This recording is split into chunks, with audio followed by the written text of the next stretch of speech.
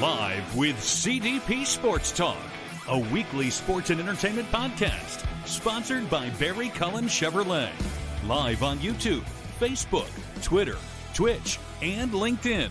And on audio via Apple Podcast, Google Podcast, Spotify, Anchor FM, iHeartRadio, Amazon Music, Radio Public, and TuneIn. Now, here's your host, Chris Palme.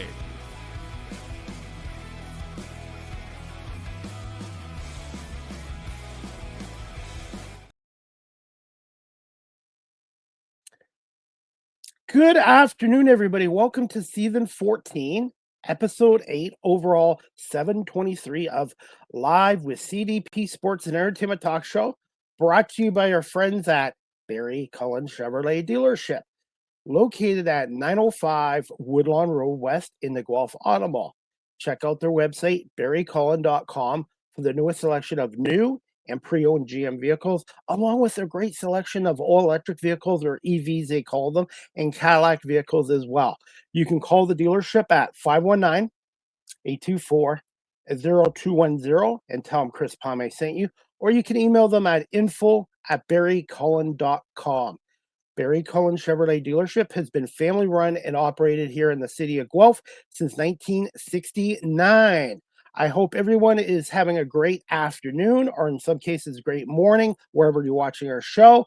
And I can't believe it's already Thursday, June 18th, 2026. It's been a cool, rainy start to the summer so far here in Southern Ontario. And I'm looking forward to my guest today. This is her first appearance on Live with CDP Sports and Entertainment Talk Show. She is a professional singer and a voice coach out in beautiful British Columbia. And her name is Rachel Lewis, and we're going to bring her on right now.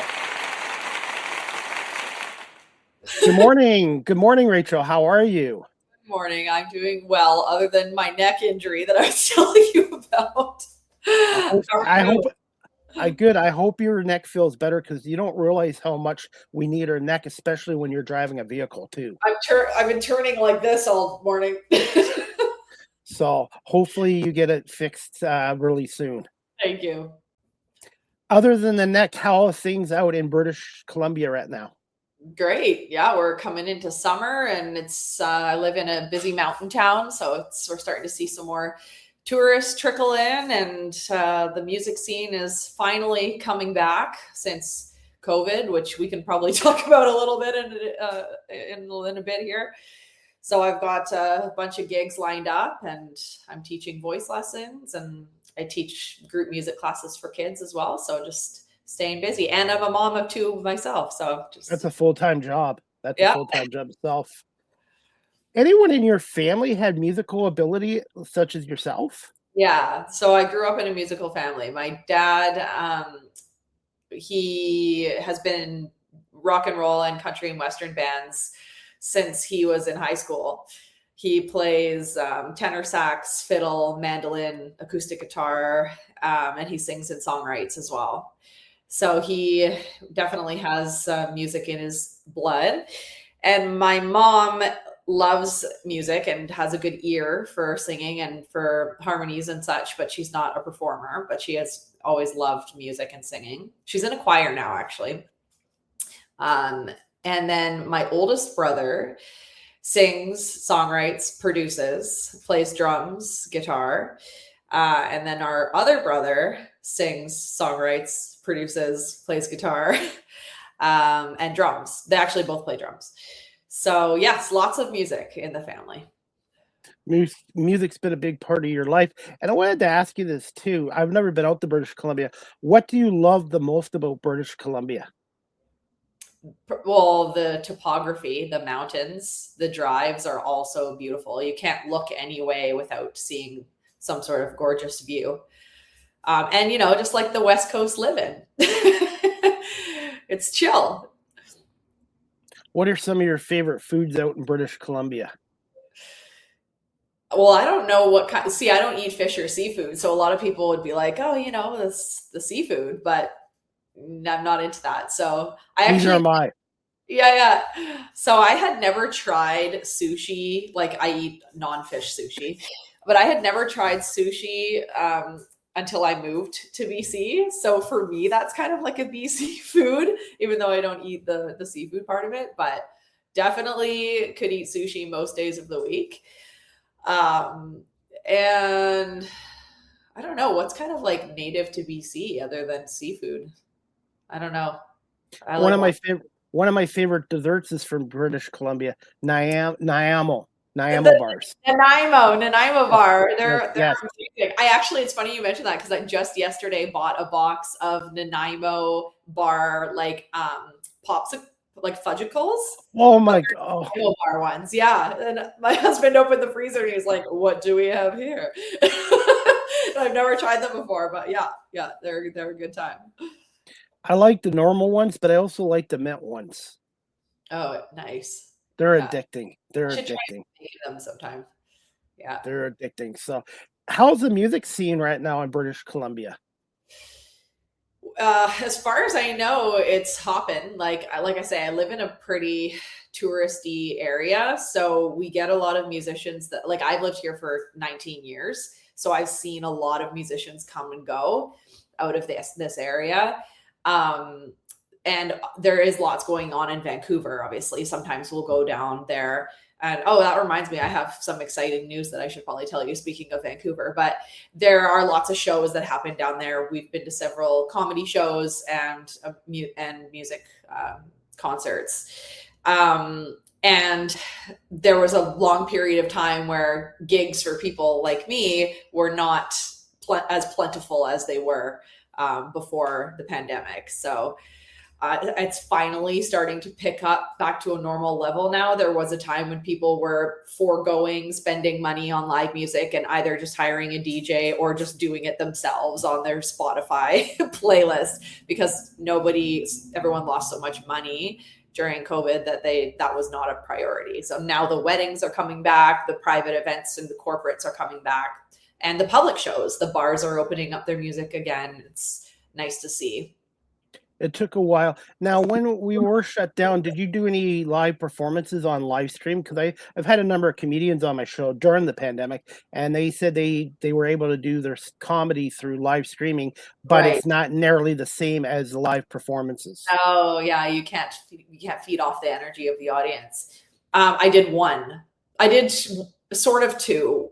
One was it was called the Stay at Home Gala.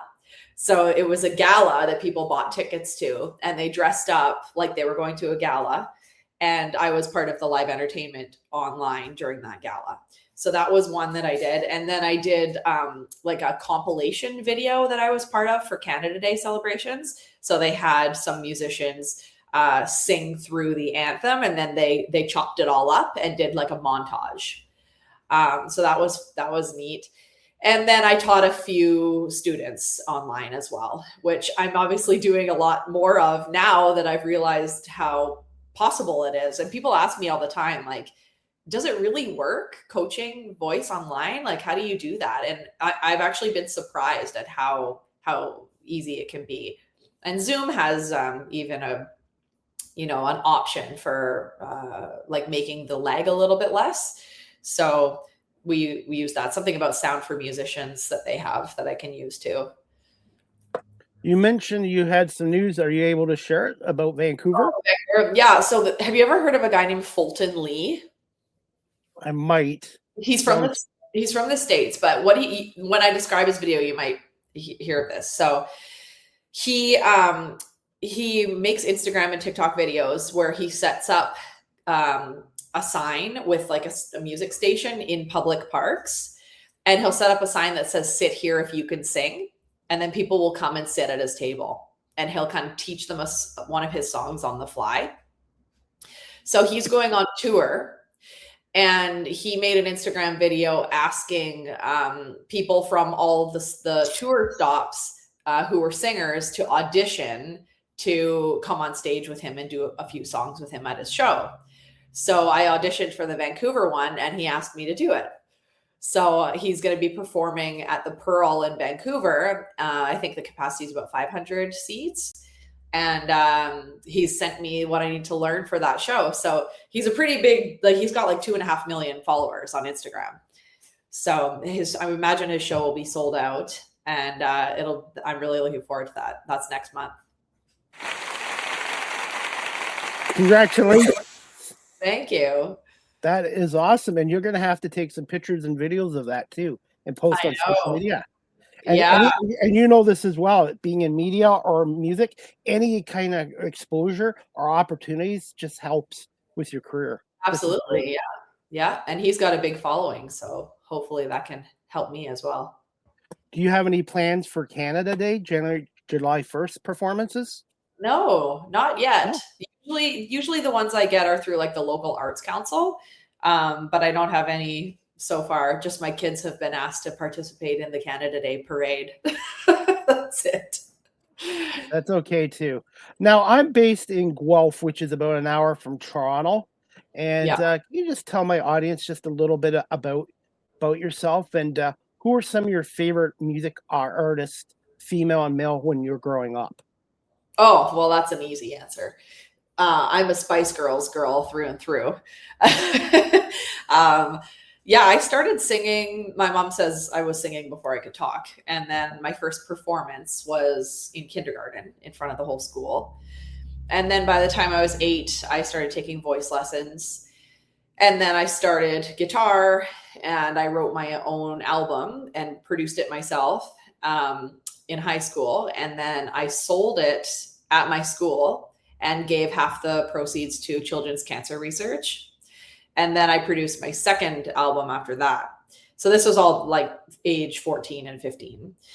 And then when I moved out here, I got asked to sing in the Athletes Village during the 2010 Olympics.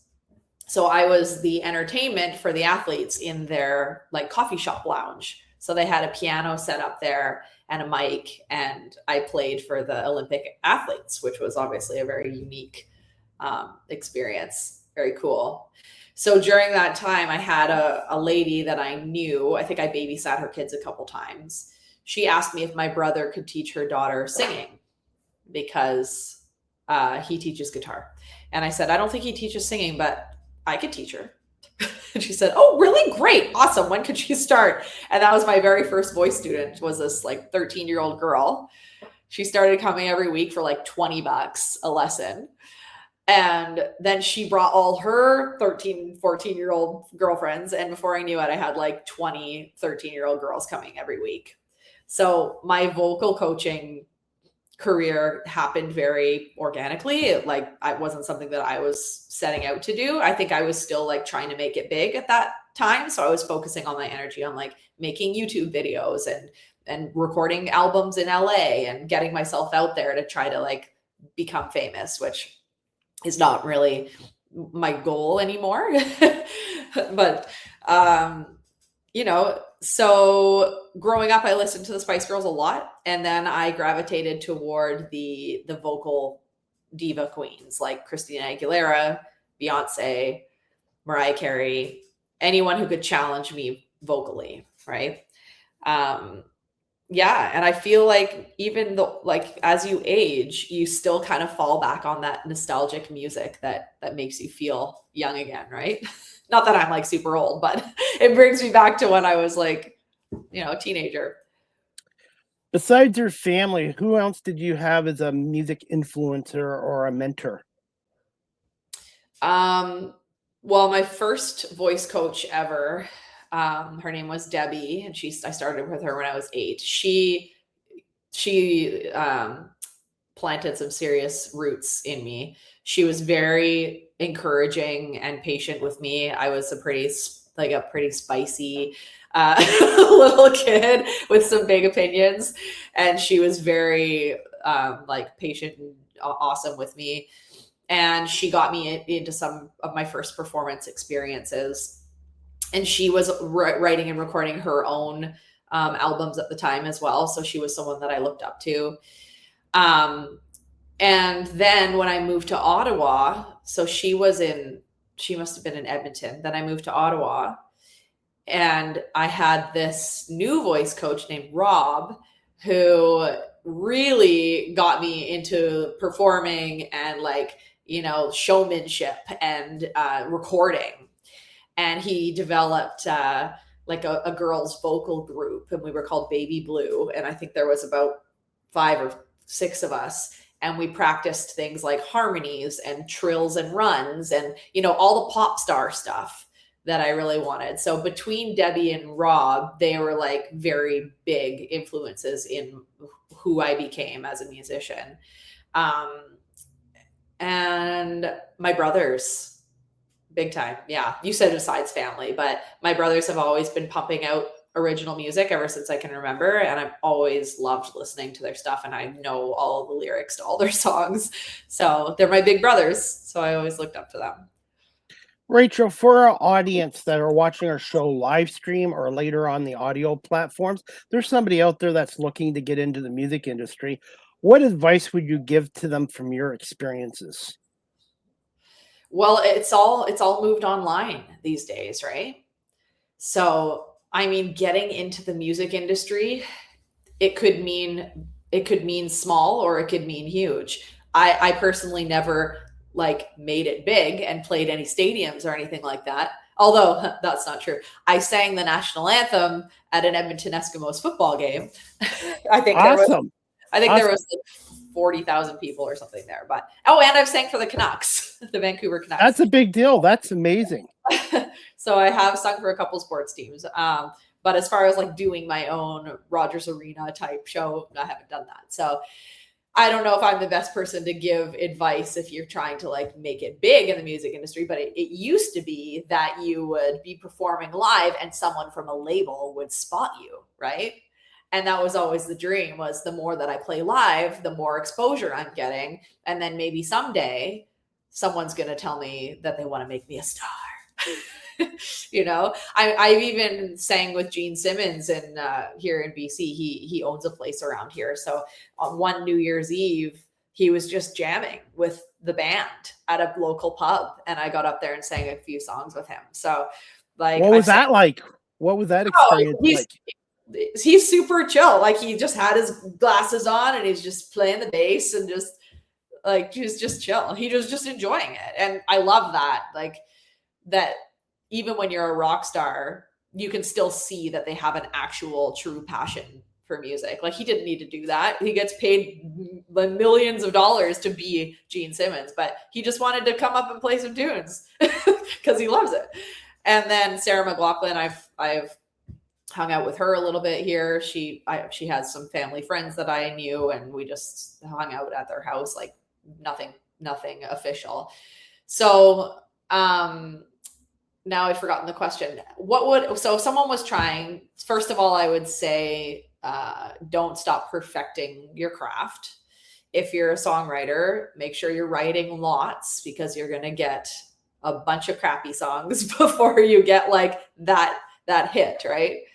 So I personally have been raising kids for the last 7 years. So my songwriting has been pushed to the wayside, but that will come back someday when I have more space for it.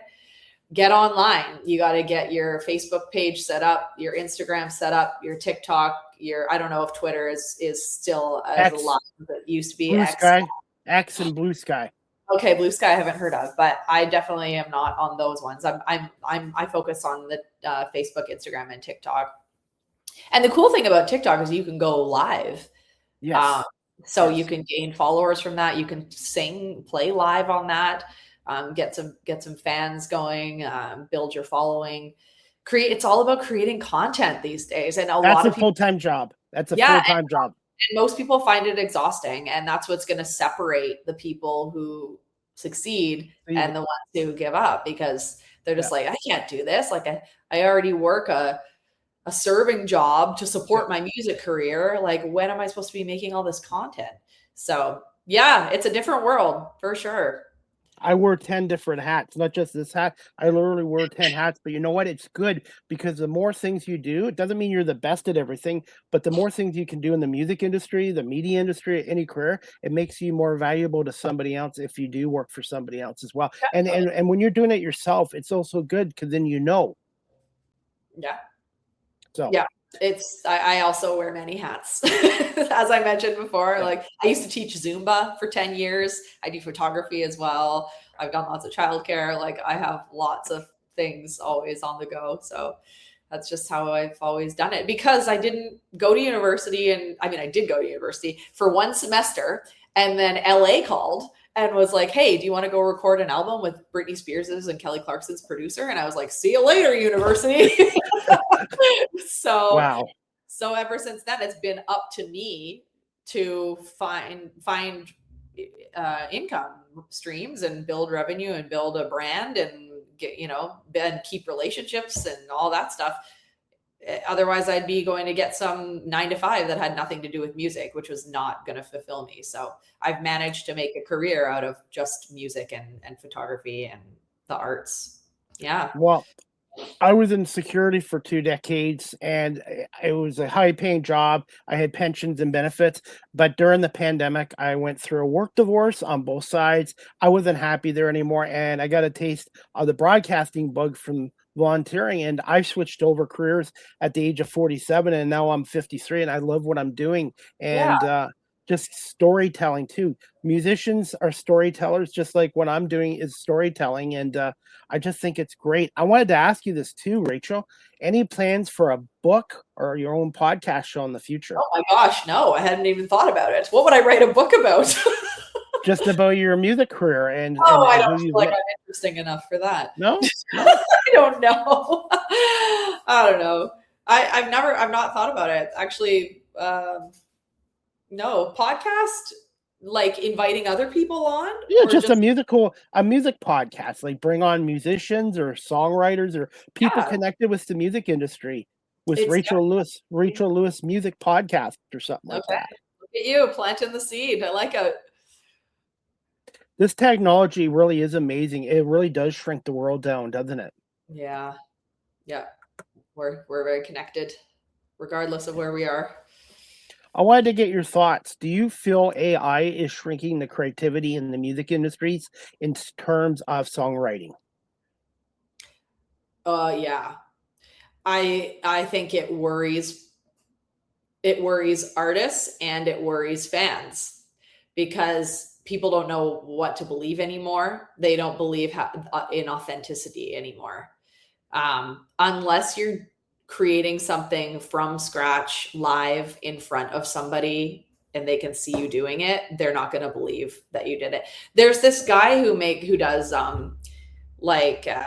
vocal impressions, and you've probably seen some of them online, but he'll like have the picture of the person he's impersonating in the corner, and he'll sing through a song with all different voices. And the amount of people who think that he's doing that from AI is like sad. And he's like, no, I'm just sharing one of my cool talents with you. And the fact that people jump to like, nope, not real. It's sad, because it's degrading our like actual talents and abilities. Like, it's silly. So for songwriting, it's crazy how easy it is to just plug something into AI and be like, write me a song about this. And then, it can't.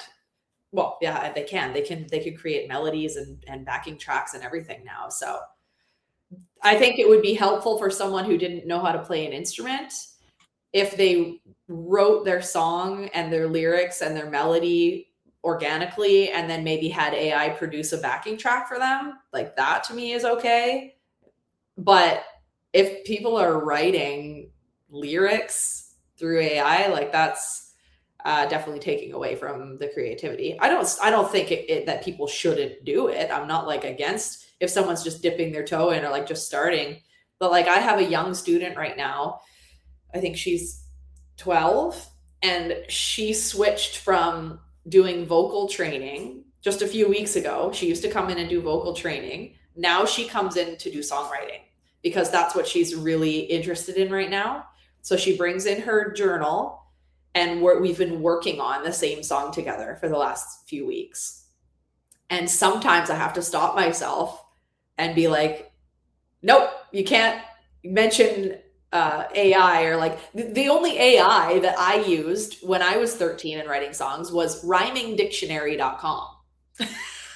So I would literally put a word into Rhyming Dictionary and go search, and it would give me a paragraph of words that rhymed with it. And that was like my way of cheating, So I showed her that, but we're not gonna like open up ChatGPT or anything like that, and because she wants to write a real song as a real teenage girl. So Because a yeah, lot of the musicians I've had on, their songwriting comes from their life experiences and from their emotions. And AI can be a good tool if you use it the right way. I use it a little bit for editing video, but yeah, I still edit my own video. But there's some times where I'm very busy, so I kind of use AI a little bit. But you don't want to be relying on it 100%. But I've also had actors on from Hollywood saying AI has really shrunk the industry with jobs and stuff too now.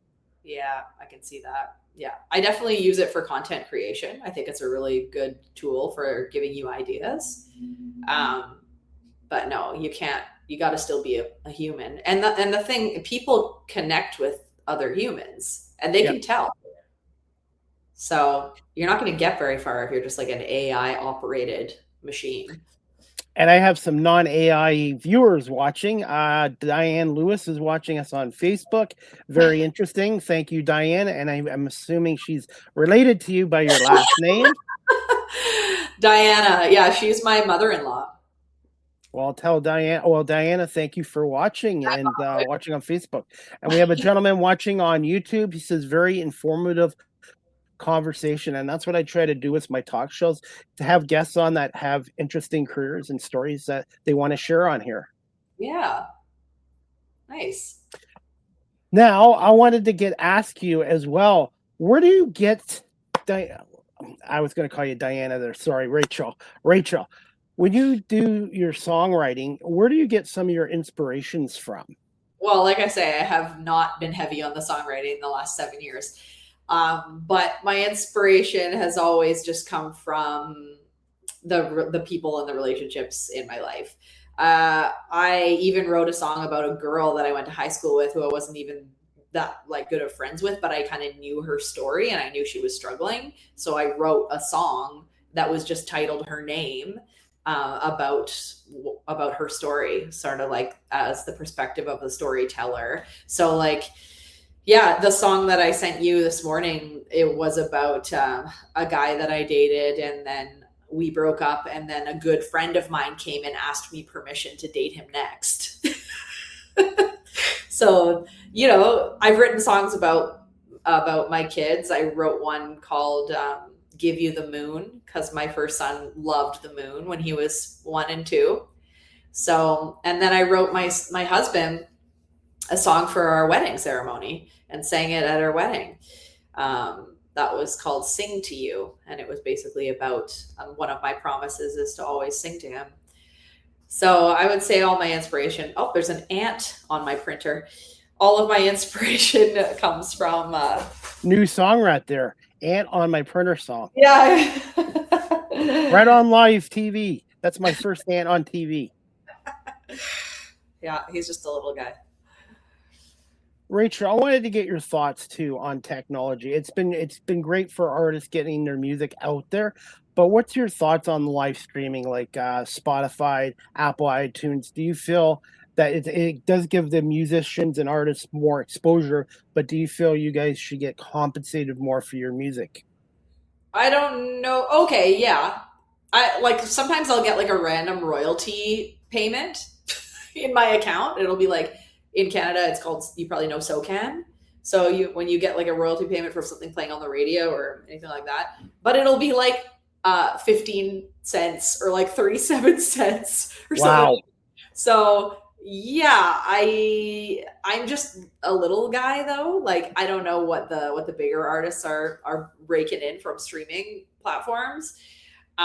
So I have never really had much of an opinion on it because I don't have enough on there. But if artists are complaining that they're not getting paid enough, then they're probably not. So maybe it's a bit something that needs to be looked at.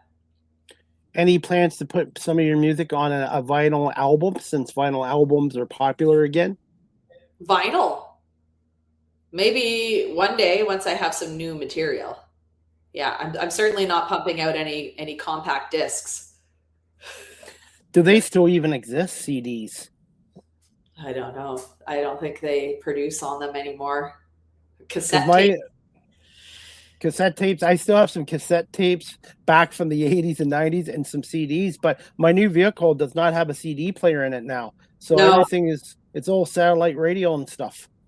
I found my CD player in my glove compartment. I didn't think we had one in there. It was hiding, but I know a lot of the new cars don't. It's Bluetooth and streaming, and yeah, is radio even? Do people listen to the radio anymore? I listen to live streaming more than radio, and this is radio. This is I have friends that broadcast on radio stations right from home, like I am doing now. So live streaming, really, you have to. That's another thing too, and I'm sure you can speak for it in the music industry. You got to be aware of the trends and the changes in the music industry as well. Yeah, I'm probably not as in touch as I should be. Yeah. I'm gonna play. Go ahead. I was just gonna say I don't even know like who the new big artists are a lot of the time, and then I learn all that stuff from my students that come in and they're like, I want to learn this song, and I'm like, oh yeah, who's this? So I learn about all the new up and comers. Rachel, how would you describe yourself as a professional singer and your style wise? I have always called myself like a top 40 pop rock singer, probably because I gravitated toward, I never trained or grew up singing classically. I always did pop and musical theater. So I've always been like a belter, so to speak. Of course, I know how to read a room. I do a lot of corporate events where I play like background dinner music where I'm still singing and playing piano, but it's like the songs are a lot softer and more background. But if I'm playing at like a busier venue where I can really give her, then I have like the powerhouse vocal style. I've always liked pop music a lot.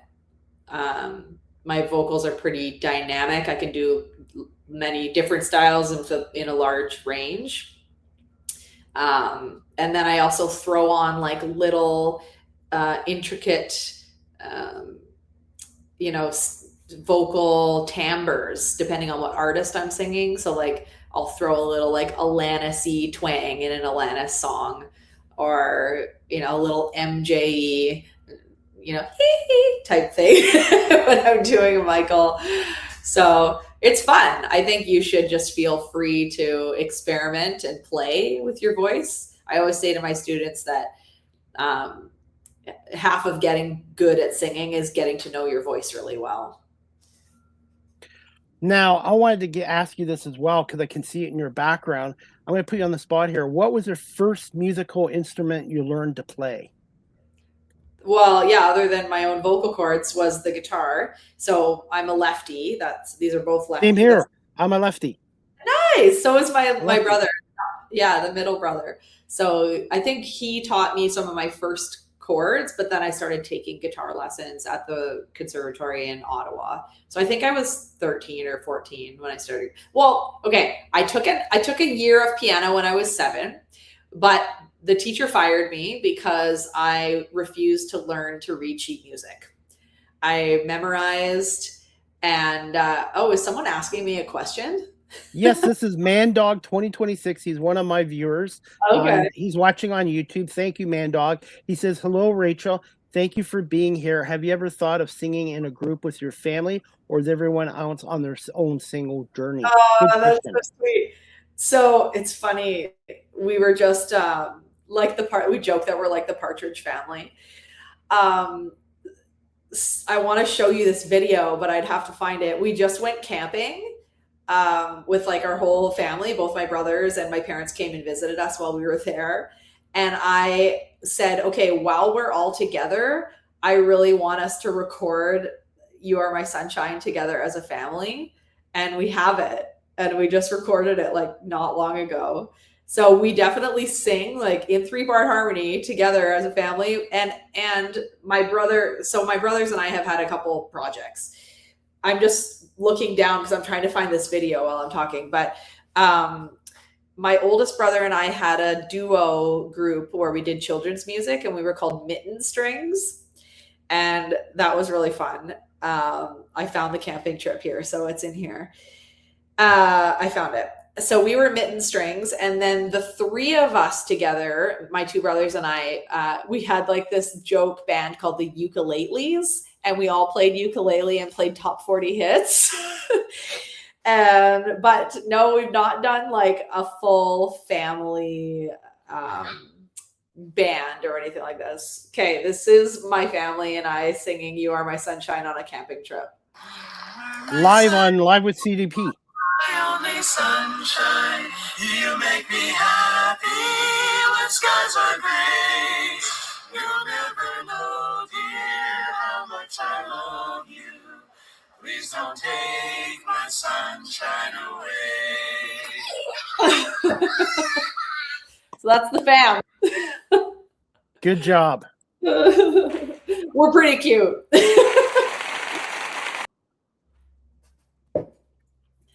Thanks for now, that was a great question. He always asks really good questions, Man Dog. He's watching on YouTube right now. And hey, Rachel, if you're still good for time, I would like to play your song called Wear and Tear. I think you have a terrific voice. Thank you. I've had a lot of musicians on, and you are really quite talented. And this song I played a couple times. So how can people before you play the song, how can they follow you on YouTube and your social media platforms? YouTube is a tough one because I got locked out of the email address that's associated with my YouTube. So I can't sign in anymore, which breaks my heart because I have thousands and thousands and thousands of views on there. I worked really hard on my YouTube in my early 20s and I have no access to it anymore. So that's a tough one, unfortunately. But you can just type in Rachel Lewis music into YouTube and you'd find me. I have a few music videos and some live singing videos. But mostly I'm on Instagram and Facebook and TikTok right now, and that's all just under Rachel Lewis Music. And I have it down here on the ticker too. Yeah. And I see you have my spring masterclass on there, which I do have a shorter version of a link for, and we can talk about that after we listen to the song. And we met on TikTok, by the way, so please follow Rachel Lewis Music on TikTok. And we're going to play the song right now called Wear and Tear. Just bear with me. Oh, that's my maiden name on there. Rachel Tom. Yes. That's who I used to be. Just 1 second. There's always surprises on Live with CDP Sports and Entertainment Talk Show. Look how young I am. Don't worry. I used to be young at one point too. So Wear and Tear by Rachel Lewis. And let me know if you can hear the audio okay.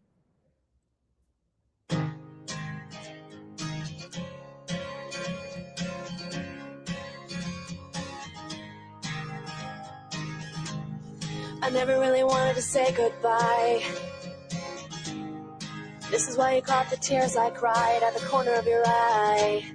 I felt like it was something I had to do. I had to drain my pain from the past before I could be with you. The candle it burns, but it's wasting away. I'll put it away for the one special day. If I get the chance to start over again.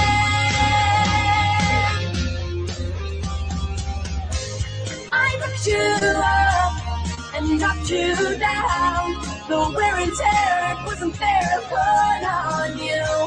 Now I accept in my regrets what I deserve, and you preserve. You have moved on.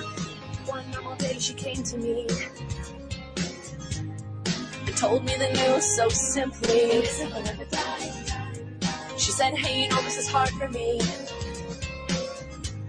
but it seems him and I are meant to be. Then I saw the same shine in her eyes I once shed, 'cause she really felt back for where her feelings had led. She wanted no friendships on the line.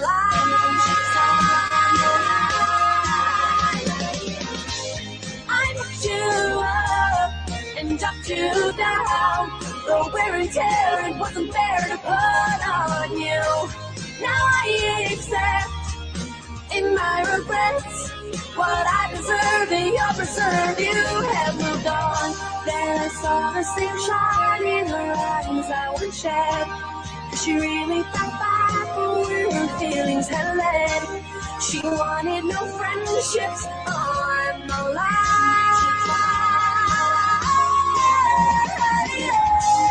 I picked you up and and dropped you down. The wear and tear, it wasn't fair to put on you. Now I accept in my regrets what I deserved in your reserve. You have moved on. I picked you up and dropped you down. The wear and tear, it wasn't fair to put on you. Now I accept in my regrets what I deserved in your reserve. You have moved on. I picked you up and dropped you down. The wear and tear, it wasn't fair to put on you. Now I accept in my regrets what I deserve in your reserve. You have moved on, and I'll find someone to.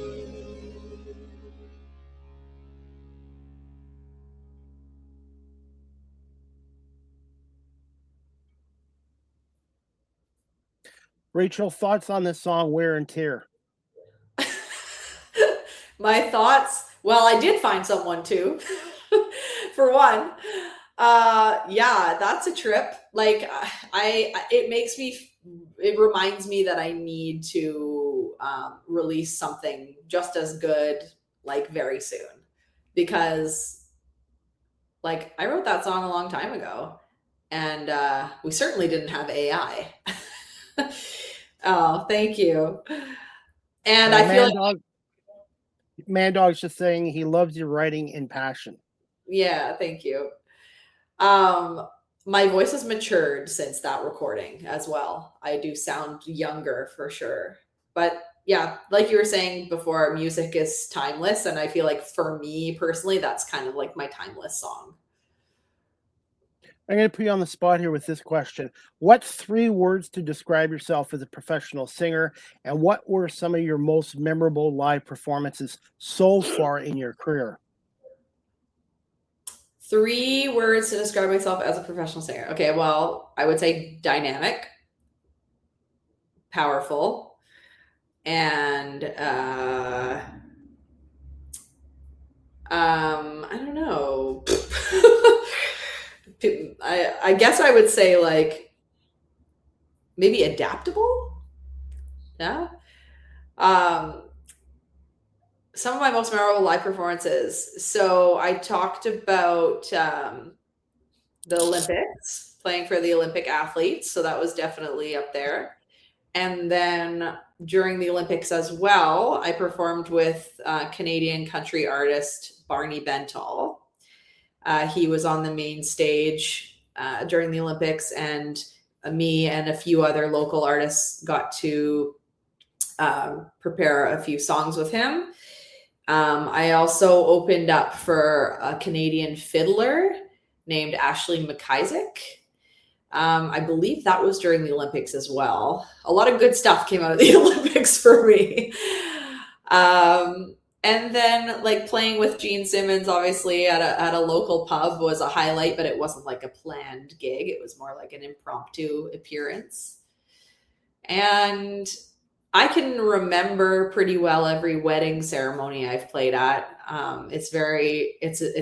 They're tough because you're, as a woman, especially, it's a very emotional day, and you have to like not cry when you're singing a bride down the aisle and you can see the groom like tearing and you're like, don't look. It's special. I have a really special job. I get to be a part of a lot of people's key moments in their lives, and events, special events that they have, like other than weddings.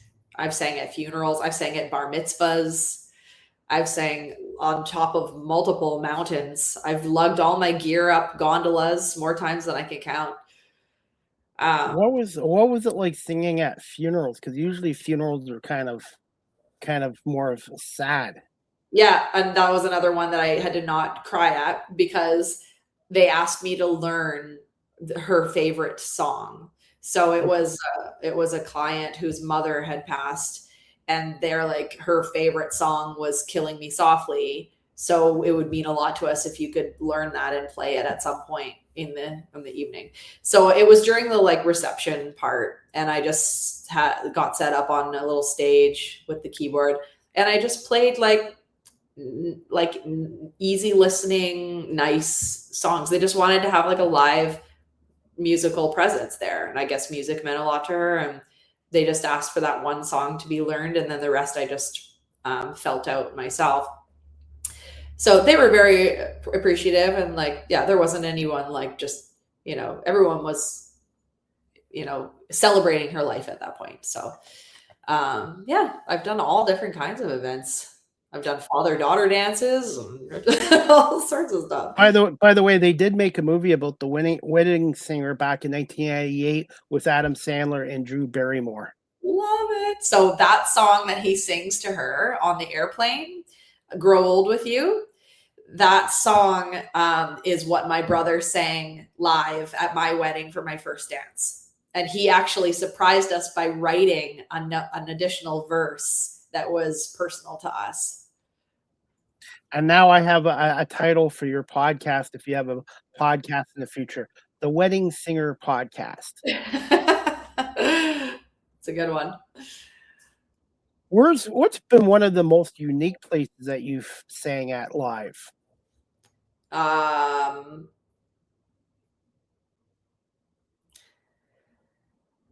sang this one stands out. I sang at a real estate event in a $30 million home. Wow. So it had a pool inside, like a lap pool. So what was it now? It was a Christmas party for a realtor's company. And I think the party was for all of the staff. And they held it in a house that they were selling and it was 30 million. So they had me come and set up in the, like, in between the living room and kitchen area. And I played a mix of top 40 and Christmas songs for a room full of realtors and associates. And then I toured around the $30 million house during my set breaks. So that was pretty neat. You mentioned Christmas, which isn't that far away now. What's your favorite Christmas song to perform? What's your favorite Christmas song to perform? Oh, probably. Well, I have two. So All I Want for Christmas by Mariah Carey is like very right up my vocal alley. And then I like Baby It's Cold Outside. I love just like singing that one a cappella. And it reminds me of the movie Elf with Will Ferrell. So Jovi is played by Zooey Deschanel, and she sings that song in the shower. Do you know that movie well? Elf? Elf, a little bit. Okay, so Will Ferrell sits on the bathroom counter while she's showering, singing that song, and she doesn't know he's there. And it's a very sweet, innocent moment because he doesn't know that it's inappropriate, but he just listens to her sing and he starts singing along with her. And it's just a nice, like, old-timey kind of sound to it. So yeah, those would probably be my two favorites. Man Dog, who's watching on YouTube again, has another question for you. He says he's written many poems for his family and special occasions. What is your advice, Rachel, for a poem writer to write songs or make them available for songwriters? That's cool. I would bring them to a musician friend. First of all, you'd have to adjust any poem to make it fit a song structure. So typically a song would go verse, chorus, bridge, chorus, out. So if you were going to take a poem and turn it into a song, you would kind of have to choose what sections would be in the verse, what section would be the chorus, and which is the part that's repeated, like the refrain, right? So I think the first step would be to write down the song structure, the format, and then look at the poem and decide kind of what the main ideas are and what the more detailed parts of the story are, which would be the verses. The main idea would be the chorus. I would say bring it to a musician or a songwriter friend and be like, do you think this could be turned into a song? Because you need some kind of like melody. If you're not a singer, so to speak, or you don't identify as a singer and you don't play an instrument, it's really hard when you just have words in front of you to develop that into a song. Thank you, Rachel, for answering Mad Dog's question. And before we wrap the show up in a few minutes, did you ever have rituals or superstitions before a live performance? No, I don't think so. I saw a psychic once who, before she even knew that I was a performer, she started talking to me about doing some ritual to like protect my energy, because she said she had a sense that like I was in kind of like a vulnerable energetic situation when I was working, and I needed to do a ritual that like protected my energy and also like kept other people's at like in their own space. But I don't remember what that ritual was, and I'm not sure I actually ever implemented it, but it's a cool idea. I heard that Sarah McLachlan eats one of those mini bags of Lay's potato chips before every gig, and I really want to find out if it's true. I've been thinking of posting a TikTok video about it, actually. Speaking of liquids, what would you prefer before a performance? Would it be water, tea, honey?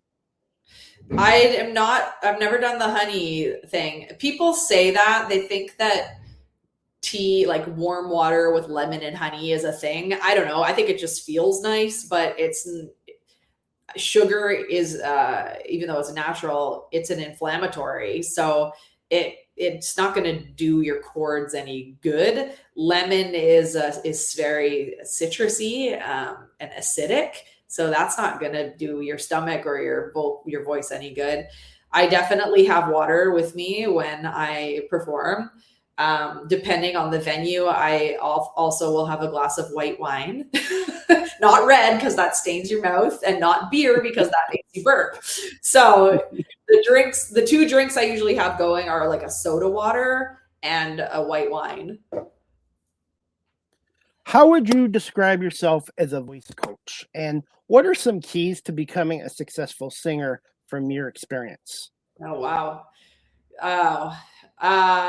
Describe myself as a voice coach. A lot of my students say that one of their favorite things about me is that I make them feel comfortable, which I've never really thought about.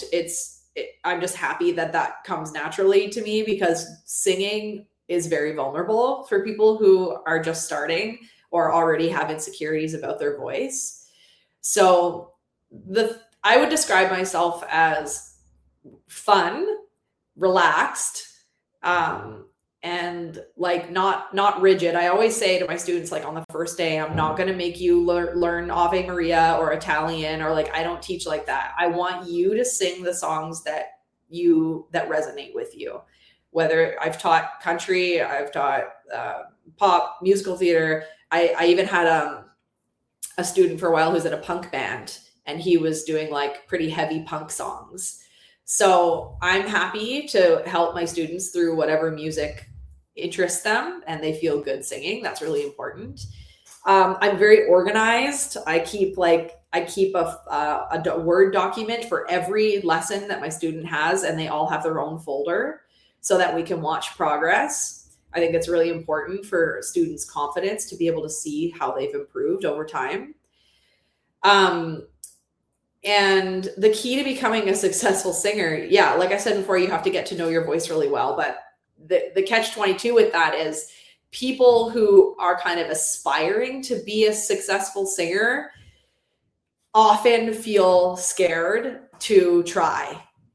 And you're not going to get anywhere if you don't let the sound out, right? So they're like, oh no, you don't want, I hear this from women all the time. Oh, you don't want to hear me sing. So there's a confidence issue happening there.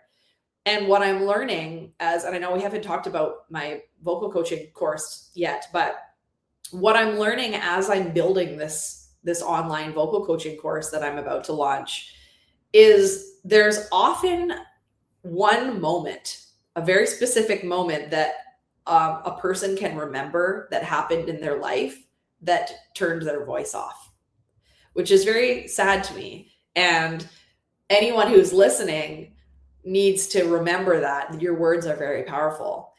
I posted a TikTok video a couple weeks ago that it had no CTA or anything. Like I wasn't asking people to do anything. I was just talking about that one moment that I'm hear from a lot of people. And the comments were just flooded of all these mostly women just opening up about like the moment that they stopped singing. And it was anything from like a mother, a roommate, a teacher. And so to become a successful singer, you have to fake it till you make it. You have to mindset too. Yes, Mindset. you have to come in with the confidence that you are a singer, because everyone can be. And a lot of people think like, I can't sing. I wasn't born with any kind of a musical bone in my body. Your voice is a muscle. Anyone can enter a bodybuilding competition. They just have to get the right coaching and put in the work. And it's the same with vocal training. You're training your diaphragm, you're training your vocal cords, you're training your placement, you're training your ears, you're training your brain, all of it. And with the right coaching, you can. And I have had people in here that have a hard time pitch matching, where I'll play a note on the keyboard and they can't match it with their voice. So then I know right away, okay, we need to develop this ear before we can move on to fine tuning the voice, because you got to get that piece sorted too. And it's amazing how quickly people progress. Rachel, I wanted to ask you this too. Obviously, you're a vocal coach. Now, do you work with men, or is it generally men work with men and women work with women with voice coach? I've worked with lots of men. Yeah. Okay. I have young boys, like 13, 14-year-old boys that come as well, whose voices are in transition period, which is interesting. My goal with them is to have them maintain their upper range when their voice drops. So that's a whole other thing that I get to experience. I've had lots of guys. Like I say, that punk band guy was a man, and I've got all ages and genders. I usually tell parents that their kids shouldn't start private lessons till they're about 8. But I have had like 5 and 6-year-olds come in more just for like musical exposure. But this course that I'm launching, the Confident Singer Collective, this time around for this 8 weeks is just going to be for women. Can you give us some more details and how people can contact you about this if they're watching in the BC area? Yes, you can be watching from anywhere, really, because it's all online. So that's the beauty is I'm moving the coaching to the online space, which is necessary in this day and age. So I'm basically promoting it to Canada and the States at this point. The Confident Singer Collective will be an 8-week online vocal coaching group program. So we will meet every week for an hour on Zoom as a group, and we'll work through each of the 8 modules together. And there will be group exercises that we do. There will be hot seat coaching. And then each of those participants will also get 30 minutes with me privately at some point during those 8 weeks. And they'll also have a video and a PDF to accompany every module for the 8 weeks. So I'm running a free masterclass next Tuesday, the 23rd, for anyone can come to. It will be geared towards women. That's not to say that men can't come, but I'll be speaking to the group as if they're women. But regardless, anyone who comes who's new to the singing world will walk away with some knowledge that they didn't have before. So the masterclass is June 23rd, 1 p.m. Pacific time. And to sign up for the masterclass, just go to rachellewismusic.com/masterclass. Or they can email me if they forget that link. Find me anywhere. Just if you type in Rachel Lewis Music, especially if you add Canada onto that, you're going to find me, find a way to contact me. I'm constantly checking my socials, so I never miss a message. So the free masterclass is like gearing up for the course, which I'm really excited about. How satisfying has it been able to help singers from your experiences? It's really nice. It's something I never expected. I went into teaching thinking like, oh, I'm just going to like help some young girls sing Katy Perry and Taylor Swift. That was what it started with.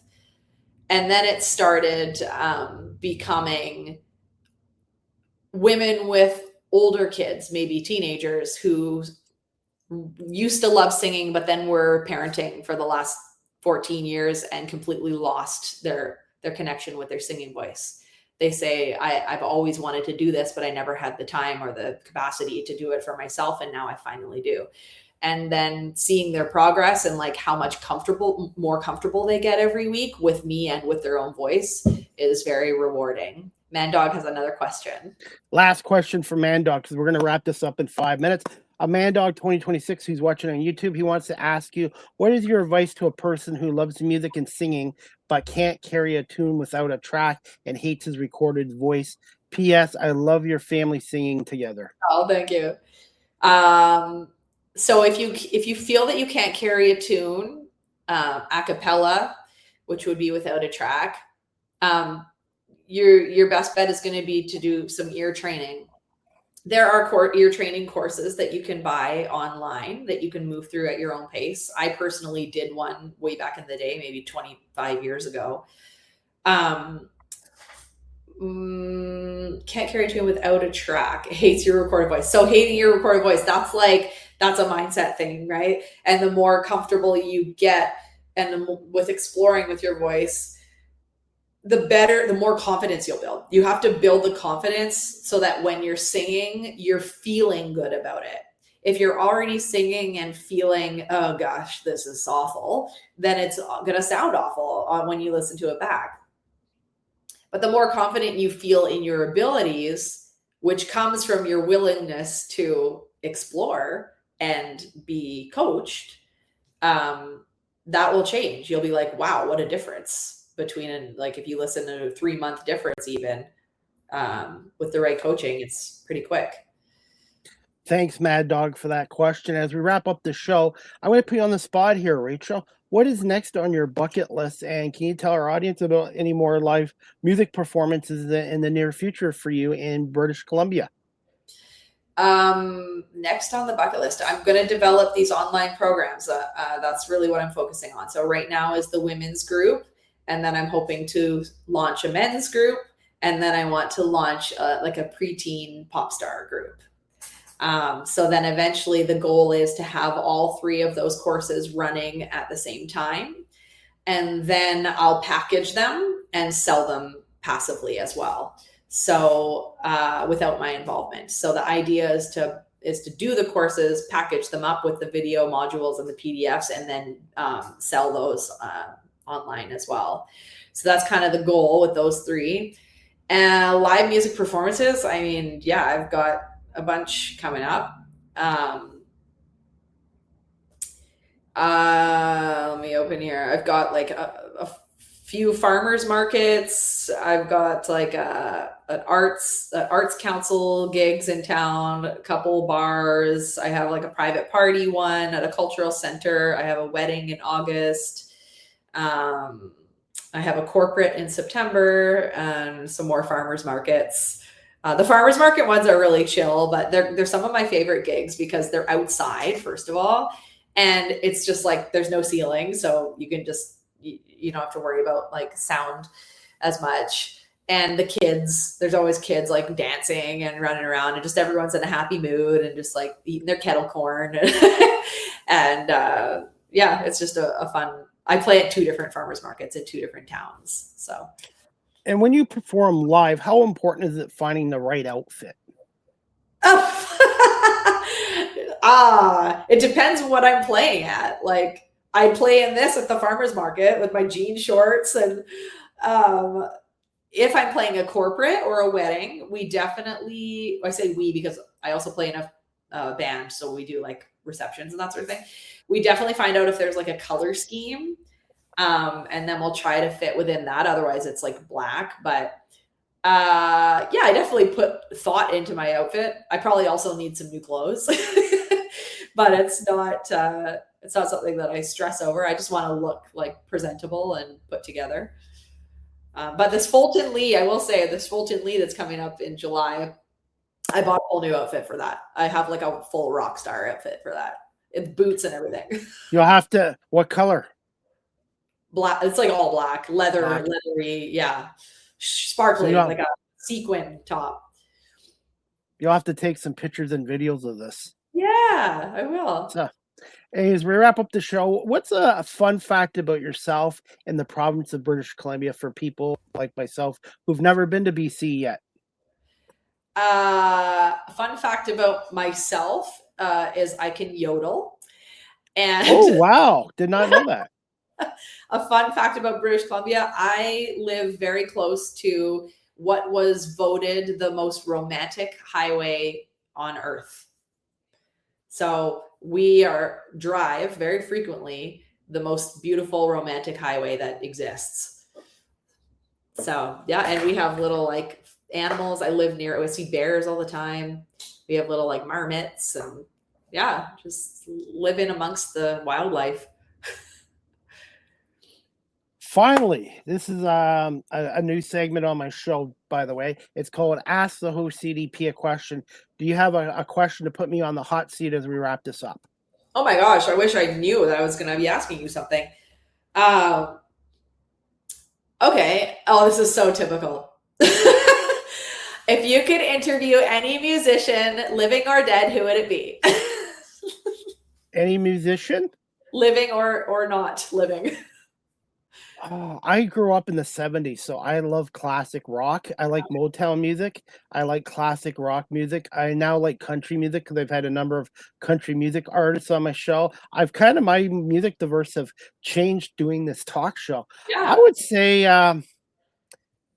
I don't know, Sting would be one, Phil Collins, Sting, obviously Kiss, Supertramp.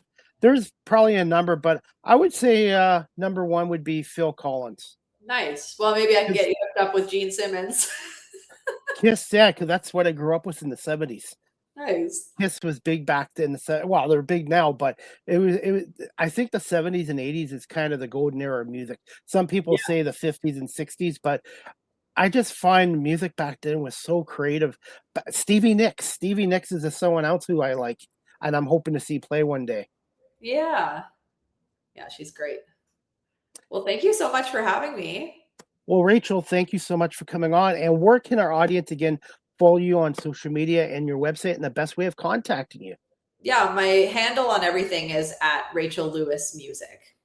It's funny, I'm realizing now since I got married that I should have put periods in between each of the words because people call me Rochelle all the time because Rachel next to Lewis spells Rochelle. So it's Rachel Lewis Music. That's TikTok, Instagram, Facebook. And I mean, you can email me anytime if you wanted, rachel@rachellewismusic.com. And if you ever do come back to Ontario to do some performances, please let me know because I'd like to hear you play live. Yeah, I will. Thank you. And you have an open invite to come back on my show again in the future too. Thank you. I appreciate it. And if you can give me a little bit of time today, I will send you the video, the audio, and I will do some reels and clips. And I will tag you in on TikTok and Instagram. They'll be everywhere on about 22 different platforms. That's amazing. Thank you.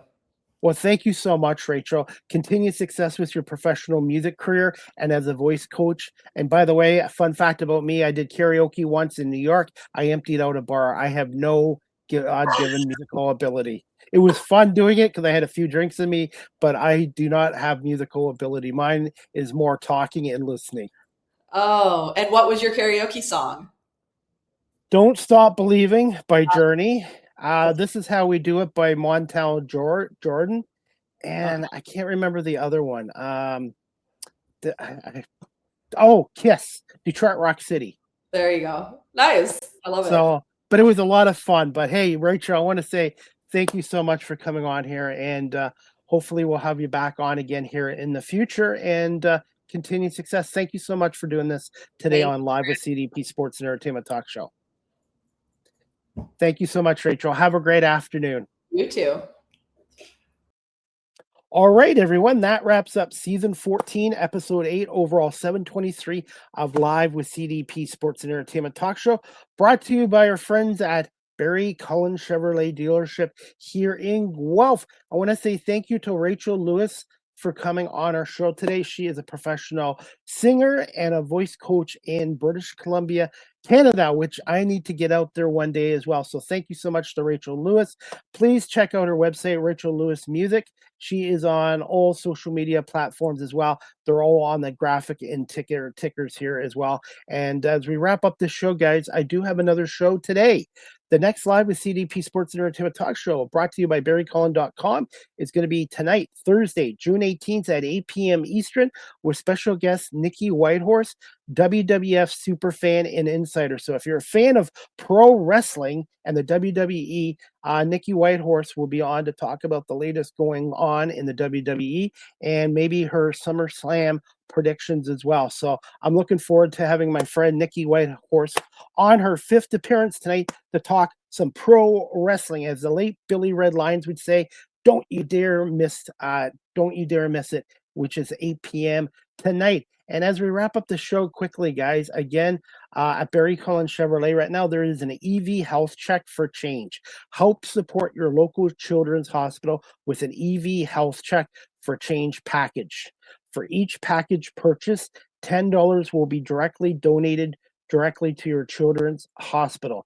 More details available at barrycullen.com or drop by their location at 905 Woodlawn Road West in the Guelph Auto Mall, or give them a call at 519-824-0210. So make sure you get an EV health check, and you can also be helping out your local children's hospital as well. And Barry Cullen Chevrolet is a proud sponsor and advertiser of Live with CDP Sports and Entertainment Talk Show.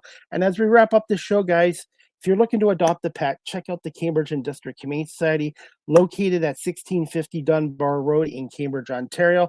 Telephone number 519-623-7722, extension 0, or visit their website, cambridgehumanesociety.org.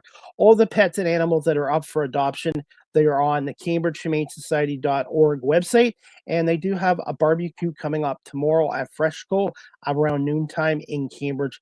More details, go to cambridgehumanesociety.org or check out the social media platforms as well. And at the Cambridge District Humane Society, you can't buy happiness, but you can adopt it. So thank you to Michelle and her staff for doing a wonderful job down there. And I volunteer down there twice a week as a dog walker and fundraiser as well. And I want to give the shout out to the staff at the Business Education Partnership of Waterloo Region. I did some career speaking there again for a second year. If you're looking to help out with the Business Education Partnership Waterloo Region, please check out their website, BEPWR.ca, or Google Business Education Partnership of Waterloo Region as well.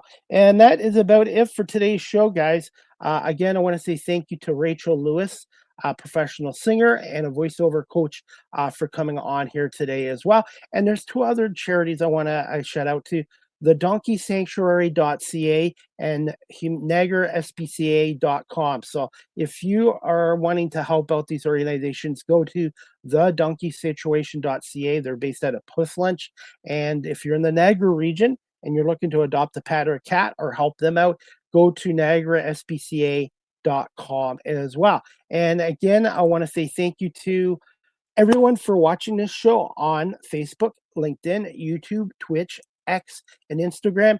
And thank you to my audience listening to this show on Apple Podcasts, Spotify, iHeartRadio, Amazon Music, Good Pods, and wherever podcasts are available. And that is about it. And again, thank you to Barry Cullen Chevrolet for advertising on this show.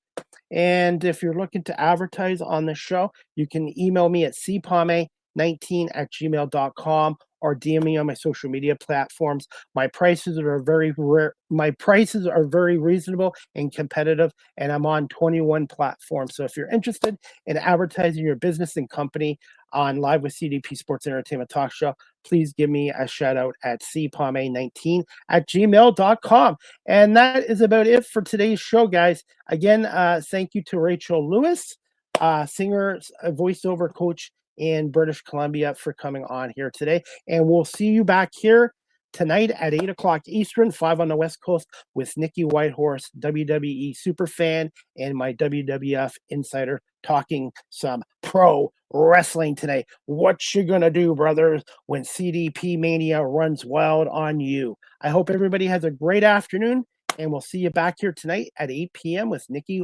Whitehorse, brought to you by Barry Cullen Chevrolet dealership here in Guelph.